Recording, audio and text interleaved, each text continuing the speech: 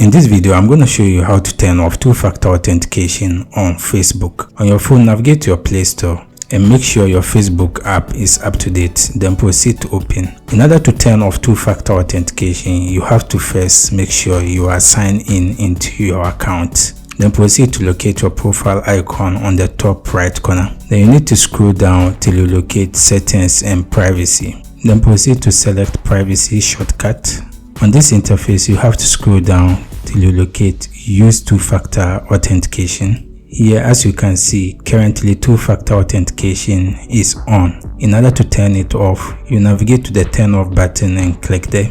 You'll be prompted. This will turn off two-factor authentication and you will no longer receive a verification code if we notice an attempt to log in from a device or browser that we don't recognize. So if you want to proceed to turn off this, you can just hit on this button. In my case, I'm not ready to turn off two-factor authentication. If you enjoyed this content, consider hitting the like button and share it to your family and friends. To see many content like this, consider subscribing. See you in the next video. Bye bye.